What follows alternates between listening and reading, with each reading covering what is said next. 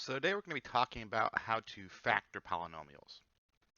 And factoring a polynomial is basically the opposite of simplifying. So if you remember, simplifying is taking a polynomial and reducing it to as few terms as possible by combining like terms, distributing, all that stuff. Factoring is going the reverse. Factoring is taking a polynomial and breaking it down into as many small pieces as possible. Basically, you're trying to find the DNA of the thing you're working with. And remember, a polynomial is just another way of saying an expression. So 2x plus 5 is a polynomial, or 3y minus 2x minus 10 is a polynomial. So a polynomial is just another way of saying a collection of terms, so a mathematical expression. So don't get terrified by that word there. But factoring is just basically looking at the DNA of whatever polynomial you have. It's unsimplifying it. It's breaking it down to all the small pieces. So you can kind of take a look at what is making that polynomial up. So for example, this one right here, x squared plus 9x plus 20. This is fully simplified. This is the simplified form. This is the factored form, x plus 5, x plus 4. X plus 4, sorry. Because if you look here, if we do what we did in the other video and we FOIL this back together, x times x is x squared. X times 4 is 4x. 5 times x is 5x. And 5x plus 4x is 9x. And 5 times 4 is 20. So these two expressions are exactly the same. It's just that, again, they look different. This is the form where everything's put together, and this is kind of the simplified form. This is the factored form where you can kind of see what was this polynomial made up of. What two binomials made up or make up this polynomial? Same thing down here. 3x plus 15, this is simplified. 3 times x plus 5 is factored. Because again, if I distribute the 3 times x is 3x.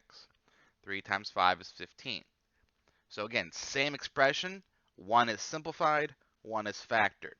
And the good thing about factoring is that, again, it allows you to see the makeup of the polynomial. Kind of look at the DNA. What values, what binomials, what numbers came together to create this polynomial in front of us.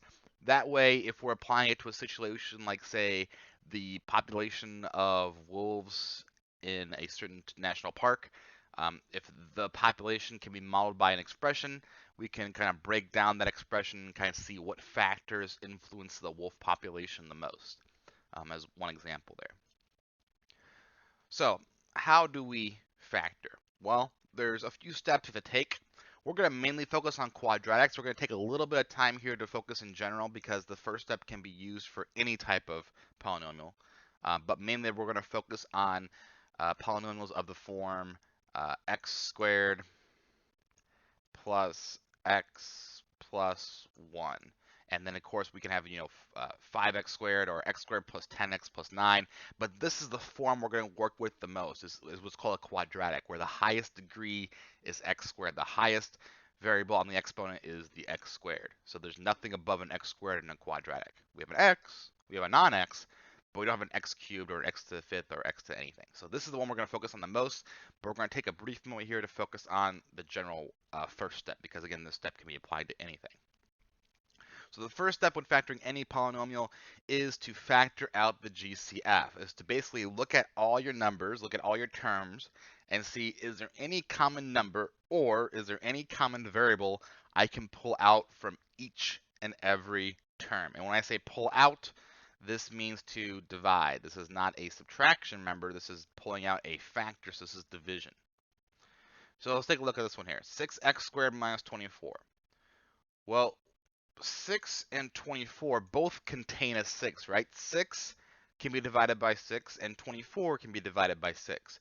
So because both these values can be divided by 6, I can pull out that GCF. I can pull out that 6 and write it over here.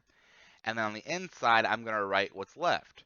So 6 divided by 6 is 1 x squared, or you could have just written x squared if you want to, minus 24 divided by 6 means there's a 4 left. So my final factored expression would be 6x squared minus 4, at least for the first step. There's actually a way I can factor this even further, but for the first step, this is what I would have. So all I did was find out what is the common number I can divide both of these by, and I pulled it out. That's it. If you have multiple terms, you can do it for all of them. Now, it has to be for every single term. It cannot just be for one or two. You have to be able to pull out the number you're looking at from every single one. So for example here, 12 and 6. Well, I can pull out a 6 from both those, right? I can divide 12 by 6. I can divide 6 by 6. But I can't divide 9 by 6. So I cannot use a 6 because 6 doesn't pull out from every term. But what I could use is a smaller 3, right? 9 divided by 3 works. 12 divided by 3 works. 6 divided by 3 works. So all these numbers here can be divided and can be taken out by 3. I can pull out a 3 from all of them. Now remember, factoring includes variables and numbers. So here we have an x cubed, right? So this is 3x's, this is 2x's, this is 1x. So what I can do is I can take each of these variables and I can pull out a x, right? If I have 3x's here, I can take one of those. I can take one of these 2x's. I can take this 1x. But what I could not do is pull out, say, an x squared. I cannot pull out more than 1x because this doesn't have more than 1x to give. This can't be divided by more than 1x because otherwise I'll have debt, essentially. I'm taking out more x's than I have in the last one. I can pull out 2x's from here. I can pull out 2x's from here, but I can't pull out 2x's from here. So I only pull out as much as I can, which in this case is 1x, because each term has at least 1x to give. So what does that leave me in parentheses? Well, let's see here. 9 divided by 3, that's 3, so there's a 3 left. X cubed, I take out 1x, so there's an x squared left. Remember, if I have 3 x's, which is a cubed, and I take out 1, I have 2 x's left. 12, take out a 3, 12 divided by 3, that's 4. X squared, take out an x, so it's just x. No problem there. 6, take out a 3, that's 2. X, take out an x, well that means there's no x's left in the last one, so this would be my factored form. Right? This would be my factored expression. I could take out an x from each term. I could take out a 3 from each term. So I took out a 3x, divided each term by that, and figured out what was left. That's it. But remember, it has to work for every single term you're using. The last one here, y and x, they don't really share anything, so I can't take out a variable. So there's going to be no variables taken out in this case because they have two different variables completely. But 7 and 14, I can take those and take out a 7, right? Both those can be divided by 7. Let's see here. 7 divided by 7, that's 1y squared, or if you want to write it just y squared. 14 divided by 7, that's 2x. And that's it. There's my factored form. Taking out my GCF, which is 7, and I'm done. So this is the first step for any GCF problem, or sorry, for any factoring problem, is you factor out the greatest common factor first. Remember that GCF stands for greatest common factor. You factor out the common numbers and you factor out the common variables first. So you pull out that from each term first, write down what's left, and then if you need to factor further, you'd be dealing with this inside stuff here. The reason we do this first is because you see here 9, 12, 6 became 3, 4, and 2. And x cubed, x squared, x became x squared, x, and then non-x. So this would be a lot easier to factor further if I need to than the entire thing right here because I have a lot smaller numbers in the second step. So factor out your GCF first because it makes your life easier for the next few steps if you need to take them. Now, what are those next few steps? Well, it depends on what type of polynomial you're using. So as I said before, we're going to mainly focus on quadratics. And again, quadratics are something of the form something times x squared plus something times x plus something. And again, these blanks will be filled in with whatever numbers your teacher chooses.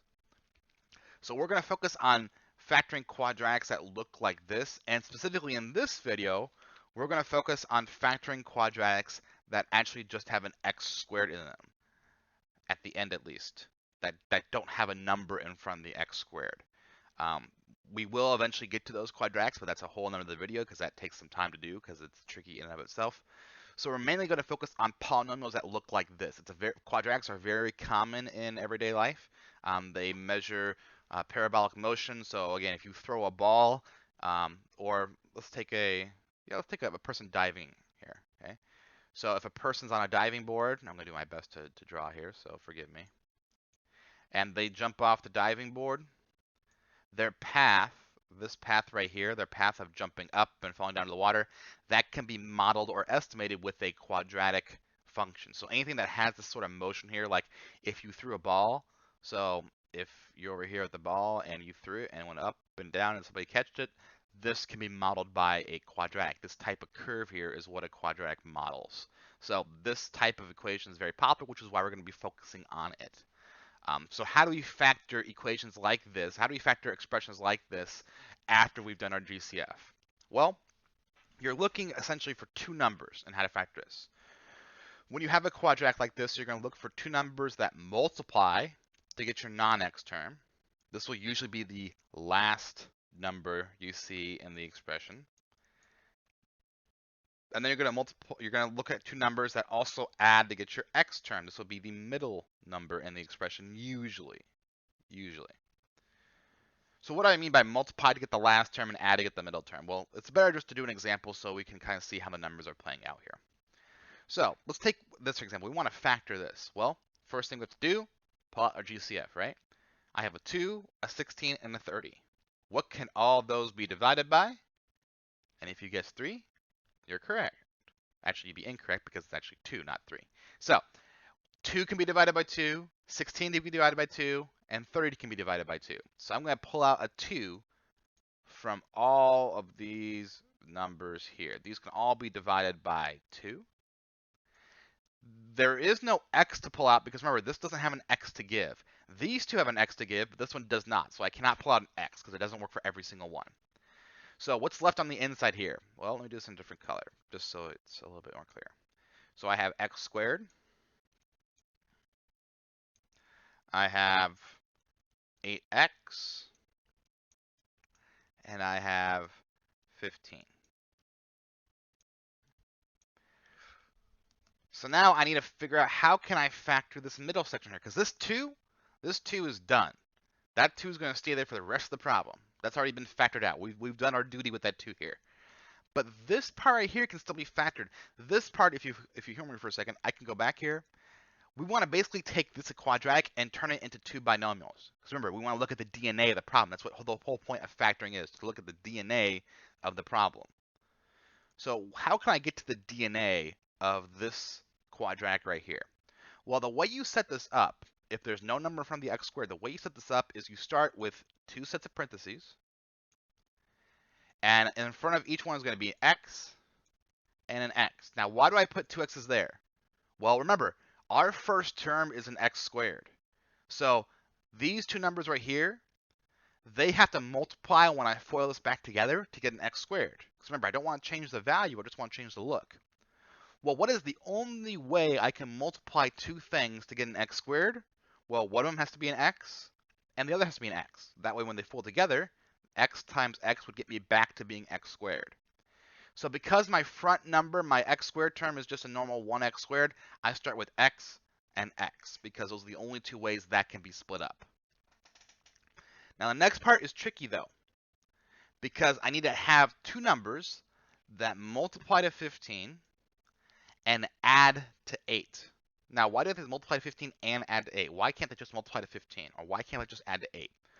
Well, remember, whatever number I put here in this spot, and whatever number I put here in this spot, when I FOIL this back together, this number is going to be multiplied to this number. So they have to multiply to get 15. But this number is also going to be multiplied to the x, and this number is also going to be multiplied to this x. So I'm going to have to add them together because they're going to be like terms. So they also have to add to 8x, because that way when I multiply them together, when I FOIL them this way, they add together to get me the correct middle term. So the n numbers are a lot more important because they have to serve two functions. They have to not only multiply to get your last term, but they also have to add to get your middle term. So we think here, what are two numbers that multiply to 15 and that add to 8? Two numbers that multiply to 15 and add to 8. Well, let's see here. Multiply to 15 is probably the easier one to do because that doesn't have as many possibilities. So I have 15 and 1. Well, 15 and 1 doesn't add to 8, so 15 and 1 can't work. I have 3 and 5, and 3 plus 5 actually is indeed 8, so that works. So I'm going to put in here a plus 3 and a plus 5. It doesn't matter the order you put them in this case. I could do plus 5 and plus 3 if I wanted to. Now, the reason I'm doing plus is because this 15 is a positive 15, so they both have to be positive. And when they add together, they have to add to a positive 8. So again, they both have to be positive because these two numbers are positive. And then I just bring down the 2 because the 2 is just going to stay there for the rest of the problem. And this right here, this would be my final answer. This is the fully factored form of what I started with. Because if I multiply everything back together, I would get back to my original value here. So I haven't changed the value of the expression. I've simply changed the look, so now I can see exactly what are the little bits that make up this big part right here. Now again, to show you what I mean by why these last two numbers are important here, let's show you what happens when you do FOIL them back together. The reason I have to have them multiply to 15 and add to 8 is because when I do this, x times x, that's x squared, which is what I need. That's x squared right here. So that's good. The x's are fine. No big deal there. 3 times 5, that's 15. Which is what I want right here. So that's good. I have my x squared, I have my 15. Now, how do I get my 8x? Well, I do 3 times x, which is 3x. I do x times 5, which is 5x. And then those, since they're like terms and they're both positive, those add together and give me my 8x, which is my middle term. So that's why the 3 and the 5 have to be very special. If I put 15 and 1, let's say this was 1 and this was 15. If I put 1 and 15, I'd have 1x. And then over here, I'd have 15x. And those would add together to give me 16x, which is not the same as what I had. It's the same up here. But remember, when we factored out my GCF here, my first step, this is now an 8x. So I can't do 1 and 15 because when they add together, they give me a 16x, not an 8x that I had. So that's why the 3 and the 5 are very important in how you pick them. They have to multiply to get your last term, your non-x term, and they have to add to get your x term, or usually your middle term. So the numbers you pick in this spot and this spot are going to multiply to get your last term, add to get your middle term. Now remember, the first two numbers are always going to be x in this case until we start working with the harder ones. These are always going to be x. So x blank, x blank. And you fill in the blanks with the right numbers. But you always start a quadratic factoring problem after you pull out the GCF. You always start this process right here by doing x and x. That way you can fill in the blank spots with the correct numbers that you need according to your problem. So again, a lot of information there. Let's try another one to kind of digest it, all right? So here we have this problem right here. Now there is no GCF here, right? Because I can pull out a 6 from 6 and 24, but there's no 6 here to pull out because this is just a 1x squared. There's no common variable between all three. So there is no GCF to pull out here, so this is already done with the GCF. I can go straight to the process we did right here, okay? I can go straight to the second part. So I'm going to start this by making my sets, putting an x and an x. And again, the reason I put two x's is because I need to get this to be x squared. So that's where this x squared breaks down. So this x squared breaks down to an x here and an x here. But again, I can't do it with the 24. The 24 has to be special. I need two numbers that multiply by 24 and add, in this time, to negative 6. So it's going to be a little tricky because I have a negative involved. So multiply to 24 and add to negative 6, which means I'm going to have to work with some negatives. So let's run through the multipliers of 24. I could have 24 and 1. Now, if I made the 24 negative, this would add a negative 23. If I made the 1 negative, this would add to positive 23. So that doesn't work. Too high. It doesn't give me anywhere near 6. 24 can also be multiplied by 8 and 3, right? 8 and 3. Let's see here. Negative 8 and positive 3, that'd give me negative 5, so that doesn't work. Positive 8 and negative 3 would give me positive 5, so that also doesn't work. So this doesn't work. 8 and 3 don't work. I can have 12 and 2, right? 12 and 2 is another part. Let's see here. If the 12 was negative, this would be negative 10. If the 2 is negative, it'd be positive 10. Sorry, I had a brain pause there for a second. If they are both negative, it'd be negative 14, so that still doesn't work. And 24 is kind of a nasty one because there's a lot of factors. Let's keep going here. There's 6 and 4, but I'm gonna go ahead and skip 6 and 4 because I automatically know it's not gonna work because one of the factors themselves is 6. So again, if I had 6 and 4, I know I was gonna skip it, but let me just do it here. If I had 6 and 4, this is already 6. So if 4 is positive and gets added to it, it's not gonna be 6 anymore. If 4 is negative and gets subtracted to it, it's not gonna be 6 anymore. And I need a negative 6, so that one automatically doesn't work out. And so we're kind of running short on factors here. In fact, I think that might be all of them. Let's see here. And unless I'm mistaken, that is. Let's see, 24 and 1. We have 8 and 3. We have 6 and 4. We have 12 and 2. Is there another I'm missing? I don't believe so. So, in this case here, if we have one that cannot be factored, if we have a situation where this 24 does not split into two values, then we call this either already simplified or we call it prime. Now, again, if you use this terminology to some people, they get very picky at you. But we call it prime if it cannot be factored usually. So if there's no way to factor this out, if there's no GCF, if there's no split like this, if this does not work because there's not a set of numbers exist that multiply 24 and add a negative 6, if there's no possibility for that, then again we call it a prime factor. That means it has no, or a prime quadratic. There's no way to break it apart. And as a note here, we're only using whole numbers.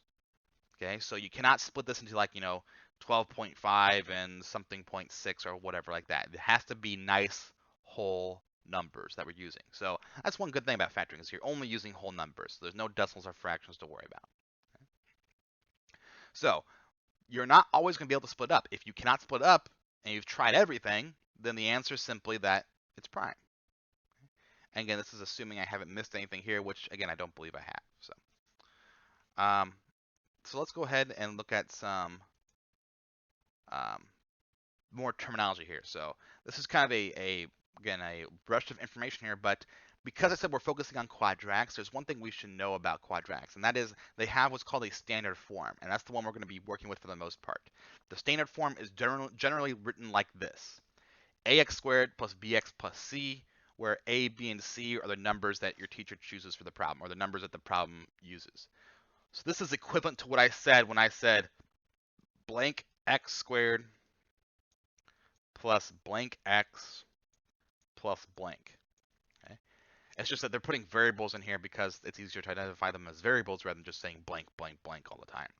So something times x squared plus something times x plus something, that is the standard form of all quadratics. Now keep in mind that b and x can be 0 at times. So for example, if I had 2x squared plus 4, that is a quadratic, even though there's no x, because this b here is essentially a 0, so you don't see it in the problem. So even if one of these is missing, it's still considered a quadratic. The only real part that has to be there is the first part. There has to be at least a 1x squared. If there is no 1x squared, then it's not a quadratic. So b and c can be 0, but a has to be at least above 0. Has to be at least bigger than 0. So we can kind of put the last few things together in this one little list of processes here. So the first step when we want to factor quadratic, the first step is to pull out the GCF if you can. Not always, you can't always, but if you can, pull out the GCF. We want to find two numbers that multiply to get your C number and that add to get your B number. So two numbers that multiply to get your last term and add to get your middle term. Okay? Now, these might be out of order. So for example, they might give you something like this. X squared plus 5 plus 2x. If they do give you something like this, it'd be best to rearrange it so that the x is in the middle. Because again, this doesn't change anything, it just changes the look. And then work with this, because a lot of people will get the 2 and the 5 mixed up because they're out of order than they usually are. So be careful they don't pull that trick on you, because it is a very nasty trick that some people will pull there. And then once you found your two numbers, you write it as a binomial, or sorry, as two binomials using the values you did. So that's when you set up your two parentheses like this. You put an x in front, you put an x in front, and then your two numbers go here and here. Now again, if it was a positive number, you put a plus sign. If it's a negative number, you put a negative sign. Simple as that. So let's run through a few more examples here, just to make sure we got it. Okay. So 3x squared minus 9x minus 30. Well, first step, factor out the GCF. So 3, 9, and 30. What do you think I can pull out of all three of those? And if you haven't guessed it's 3 yet, then I haven't given you enough hints. So 3x squared, 9, and 30. I'm going to pull out a 3 from all of those there. And this would be x squared minus 3x minus 10. Then now I need to work with this one here. So now I need to work with my quadratic. Again, this is called a quadratic. So I'm going to work with x and x. I'm going to go ahead and put my 3 down here just so I don't forget it. So I need two numbers that multiply to negative 10 and add to negative 3. So multiply to negative 10 and add to negative 3. This is a little tricky because I have negative involved. So let's just figure out what's the numbers multiply to 10. Well, the most common set of numbers that multiply to 10 is 5 and 2. So 5 and 2.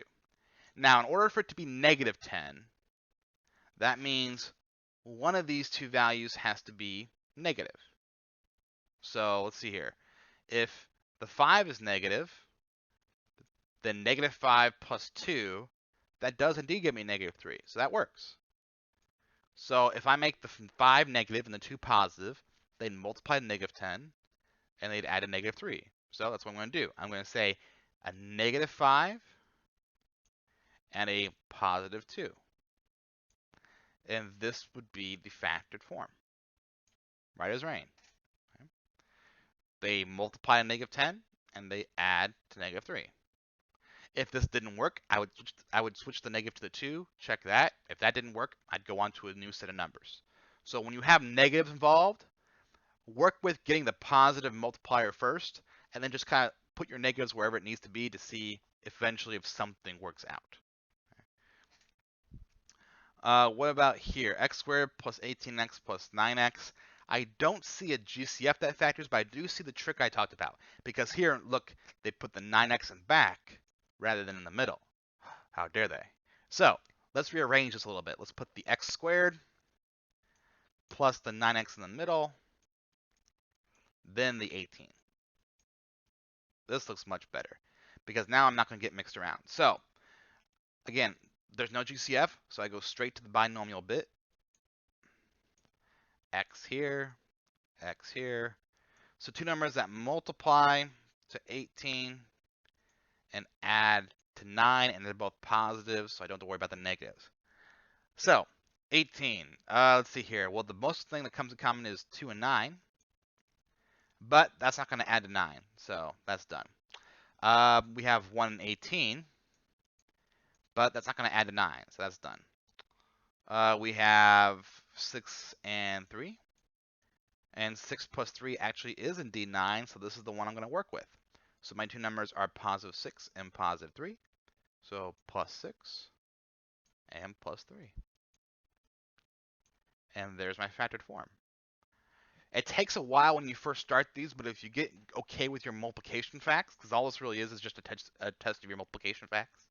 If you get really good with your multiplication facts, then this becomes a lot quicker because you can kind of see the breakdown a lot easier. Now the last one does have a little twist to it. If you notice here, all these are negative. The great thing about this method right here that we used in the last two is that the x squared was positive. Because if it was a negative x squared, then one of these x's would have to be negative, which gives me another factor that I have to worry about when I'm splitting up my numbers. The reason this method is so easy is because I automatically know that my first two values are going to be x and x. If there's a negative x squared, I can't do that. So what do I have to do here? Well, I'm just going to pull out the negative 1. Remember, this little negative here is like a little negative 1x. So this is negative 1x, this is negative 11, this is negative 28. I should say negative 1x squared, negative 11, negative 28. So I'm going to pull out a negative 1 from all of these. Now, what happens when you pull out a negative 1? Because, in fact, you can always pull out a negative 1. What that does is simply switches the sign of every term in your problem. So all the negatives become positive, and all the positives become negative. So when you pull out a negative 1, all that happens is that all the numbers, they flip. So if I really wanted to, I could pull out a negative 1 from this one. I could make this a negative 3, and this would be negative x squared plus positive 3x plus positive 10. But the reason I didn't do that here is because, again, I want the x squared to be positive. This is so much easier when the x squared is positive. So if I need to pull out a negative 1 to flip the sign there, I will. So if your x squared is a negative, pull out a negative 1 or a negative whatever number you're choosing. That way your x squared flips to being a positive. So if you need to change the sign, that's the tool you use. The tool you use is pulling out a negative 1. That's one of the tools in your toolbox. Pull out a negative 1 to flip the sign of a desired term. So now I'm going to split it into x and x again. And two numbers that multiply 28 and add to 11. Now this is going to take a while because 28 is kind of a nasty number because, again, it has a pretty good amount of factors. So multiply 28, add to 11. I'm going to put this negative sign out here. Or I can write it as a negative 1. You can just leave it as a negative sign, but I'll put it as a negative 1. Just so I don't forget it, because this outside number always needs to keep dropping down. So, numbers that multiply 28, add to 11. Let's run through them here.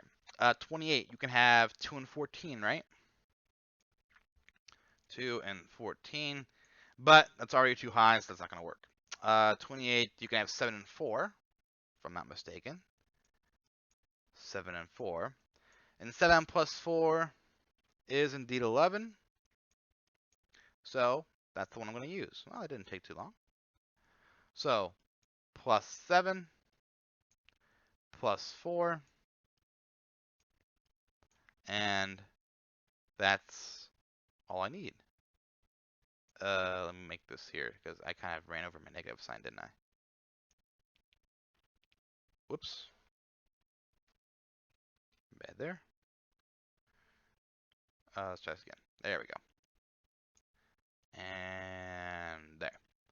And this is my factored form. I have a negative 1 that I pulled at the beginning, and then a plus 7 and a plus 4 at the end, because those multiply to 28 and those add to 11. So again, when you're factoring a quadratic, the first step when you're factoring anything, in fact, is to pull out that GCF if it's there. Always make sure to take the time to check to see, is there a GCF there? And if there is, take it out, and then you do the binomial process we talked about here and we showed here to split the quadratic up into its smaller pieces. Okay? Whether it's something like this or, whoops, wrong one. Something like these. So again, pull out that positive 2, you have your terms left, and then you factor those accordingly. Okay? And then again, if your signs are mixed up like this, like for example here, again, I said this one was prime, but if we look at it here, all these numbers here, this actually be a negative 8, a negative 3, a negative 12, a negative 2, a negative 6, a negative 4, because remember, I'm multiplying to a negative or to a positive 24. And I want to add to a negative 6. And the only way I can multiply to a positive 24 is if they're both negative or they're both positive. So 8 and 3, positive 8 and positive 3 wouldn't work here. because even though they multiply 24, there's no way a positive 8 and a positive 3 could add to negative 6. So all my factors here would have to be negative, but as we just learned here, there's no way I can make that into a negative 6. There's no way I could manipulate that. There's no way I could change that. So this one we said was prime. So there are cases where your expression just does not work out. And if it doesn't work out, we just call it prime. Okay? But be careful and pay attention to these signs because they will change the type of numbers you use, sometimes making them positive, sometimes making them negative, especially this one right here. Okay, that's going to be a very important one. So we'll talk later in another video about how to factor ones that have a more advanced form, like this here. If I have 2x squared plus 5x plus 12. There is no GCF to factor here, so I can't pull out a 2 because there's 5 here. The 5 can't be pulled out by 2. But there's also a number from the x squared. So how do I factor this? And this entire process here is very, very, very similar, but this 2 in front of the x squared throws a wrench into a lot of things, so we'll address that later. So right now we're focusing on what I call the basic quadratics, which are quadratics of the form x squared plus bx plus c. Okay? There is no, except for 1, there's no number in front of the x squared. It's just a 1x squared. And this is how you do it. Okay? So, hope you enjoyed the video. Have a good day.